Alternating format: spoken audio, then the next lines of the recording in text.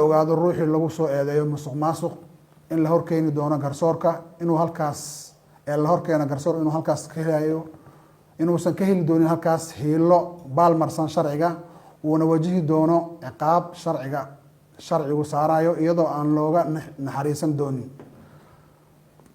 waxa aan farayaa dhammaan hay-adaha baarista u qaabilsan sida xeer ilaalinta iyo booliska in ay indhahooda furaan lana socdaan xafiisyada iyo dhammaan hay-adaha dalka cadaaladdan ay hor keenaan qof walba oo ku eedeysan musuqmaasuq iyo wax isdabamarin. dembigan waxaa dhibano ka ah ummadda Soomaaliyeed oo loogu talagalay intooda tabarta yar in wax loogu qabto.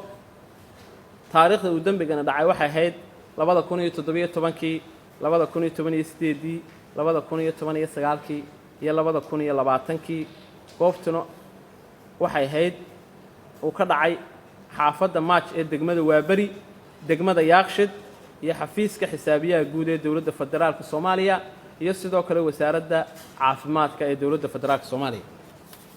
eedeysanayaasha mid kasta waxa u furan 3 jawaabood midkood dembigaasi ma gashay mise maad gelin mise doo sharci baad ka qabtaa.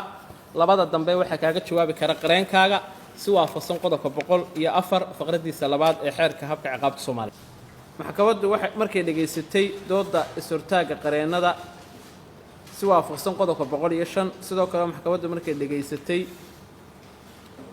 dooda difaaca xafiiska xeer ilaalinta sidoo uu qabo qodobka 106 faqradiisa koowaad xarafkiisa B maxkamaddu waxay ka soo saari doontaa is-hortaagaasi ay qareenadu keeneen qaraar waafaqsan qodobka 106 waxaanay maxkamaddu mudayn doontaa kiiskani maalmaha soo socda. maxkamaddu maanta halkaa inoogu joogto wabillahi tawfiiq maxkamadduna inoo xidhan.